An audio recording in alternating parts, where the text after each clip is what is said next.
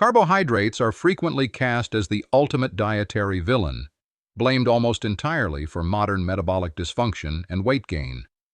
We are told to fear them, restrict them, or eliminate them completely to achieve optimal health. But what if this widespread belief is fundamentally flawed? The truth is far more nuanced and deeply embedded in our evolutionary biology.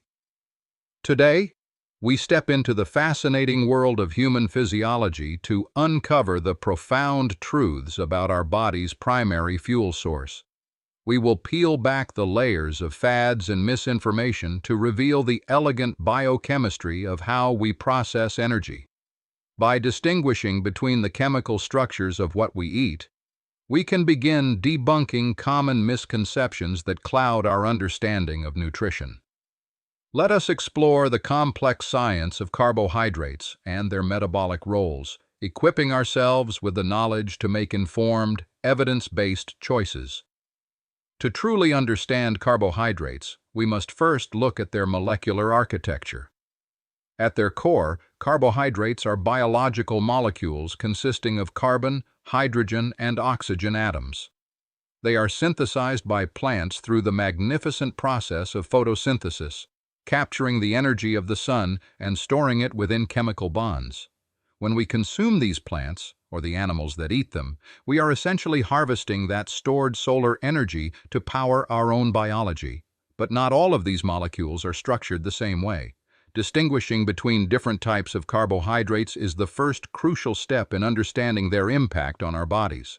We generally categorize them based on their chemical structure and how quickly they are digested and absorbed into our system. At the simplest level, we have monosaccharides. These are single sugar molecules, with glucose, fructose, and galactose being the most common forms found in our diet. When two monosaccharides bond together, they form disaccharides, such as sucrose, which is common table sugar, or lactose, the sugar naturally found in milk. Together, monosaccharides and disaccharides are known as simple carbohydrates. Because of their small size and simple chemical structure, they are easily broken down by enzymes and rapidly absorbed into the bloodstream. On the opposite end of the spectrum are complex carbohydrates, scientifically known as polysaccharides. These are long, intricate chains of simple sugars bound tightly together.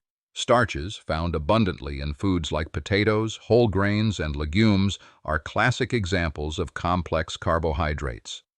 Because their molecular bonds take significantly more time and effort for our digestive enzymes to break apart, they provide a slower, more sustained release of energy. The journey of a carbohydrate begins the moment food enters our mouth. Salivary enzymes like amylase immediately start cleaving the complex starch molecules into smaller fragments. This mechanical and chemical breakdown continues as the food travels through our digestive tract, ultimately reaching the small intestine. Here, specialized enzymes finish the job, reducing almost all digestible carbohydrates into single glucose molecules. Glucose is the fundamental currency of energy in the human body. Once absorbed through the intestinal walls into the bloodstream, this glucose embarks on a vital journey. This brings us to a fundamental concept known as metabolism. Metabolism refers to the sum of all chemical processes that occur within a living organism in order to maintain life, including the breakdown of food for energy and the building of cellular structures. In the context of carbohydrate metabolism, the primary biological goal is getting glucose out of the blood and into the cells where it is desperately needed. The human brain is an incredibly energy-hungry organ.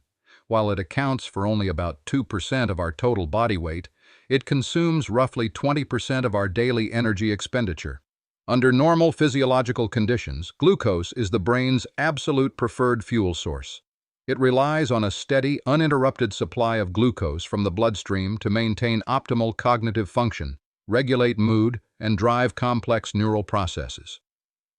But the brain is not the only tissue demanding this energy. Every muscle contraction, every heartbeat, and every cellular repair process requires adenosine triphosphate, or ATP, the cellular energy currency generated primarily from the biochemical breakdown of glucose. However, the body cannot simply allow glucose to accumulate indefinitely in the bloodstream. Elevated blood sugar levels can be highly toxic to blood vessels and delicate organs over time. This is where the pancreas steps in, acting as a master metabolic regulator by releasing a hormone called insulin. We can think of insulin as a highly specific biochemical key. It travels through the bloodstream, binds to specific receptors on the surface of our cells, and unlocks the cellular doors, allowing glucose to enter safely. Once inside the cell, glucose can be immediately burned for energy. But what happens when we consume more energy than we currently need to function? The body has an elegant evolutionary solution for this, safely storing the excess fuel for later use. This stored form of glucose is called glycogen. Glycogen is a highly branched, dense molecule primarily stored in two key locations, the liver and our skeletal muscles. Liver glycogen acts as a generous energy reservoir for the entire body. Between meals or during sleep, when blood sugar levels naturally begin to drop, the liver breaks down its glycogen stores and releases free glucose back into the bloodstream, ensuring a stable energy supply for the brain and other vital organs. Skeletal muscle glycogen, on the other hand, is entirely selfish. The glucose stored within a specific muscle is reserved strictly for the use of that muscle during physical exertion. A sprinter relies heavily on muscle glycogen to power through a race. Once both the liver and muscle glycogen stores are completely saturated, any remaining excess glucose is converted into lipid molecules and stored as body fat, a biological survival mechanism brilliantly designed to weather periods of famine. Understanding this metabolic pathway demystifies a concept frequently discussed in nutrition circles, the glycemic index. The glycemic index is a standardized scientific system that ranks carbohydrate-containing foods on a scale from 0 to 100 based on how rapidly and significantly they spike blood sugar levels after consumption. Pure glucose serves as the reference point with a value of 100. Foods with a high glycemic index, like white bread or sugary beverages, are rapidly digested and cause a sharp, immediate rise in blood glucose, followed by a corresponding surge in insulin. Foods with a low glycemic index, such as whole oats or lentils, are digested much more slowly, resulting in a gentle, gradual rise in blood sugar. However, the glycemic index only tells part of the story. Scientists also use a metric called the glycemic load, which factors in both the quality of the carbohydrate and the actual portion size consumed. This provides a much more accurate picture of a food's real-world impact on our metabolic state. When we consistently consume high amounts of rapidly digestible, refined carbohydrates, we place an immense burden on our metabolic machinery. The pancreas is forced to pump out large volumes of insulin to manage the constant influx of glucose. Over time, and often compounded by a lack of physical activity, our cells can become less responsive to insulin's vital signal. The biochemical locks on the cell doors become resistant to the insulin key. This condition, known as insulin resistance, means the pancreas must work even harder, producing even more insulin to achieve the same blood sugar lowering effect. If left unchecked, this cycle can eventually exhaust the pancreas and lead to chronically elevated blood glucose levels, which is the hallmark of type 2 diabetes. Understanding this process reveals why the quality of our food matters so deeply. It is not simply about calories, but rather about the precise hormonal signals those calories send throughout our entire system. This brings us to one of the most critical, yet frequently overlooked components of carbohydrate science, which is dietary fiber. Dietary fiber is a unique type of complex carbohydrate found exclusively in plant foods. Unlike starches and sugars, human digestive enzymes lack the specific architecture required to break the chemical bonds of fiber. As a result, fiber passes through our stomach and small intestine relatively intact. While it does not provide direct glucose for our cells, its role in human health is absolutely paramount. Soluble fiber dissolves in water to form a viscous, gel-like substance in the gut.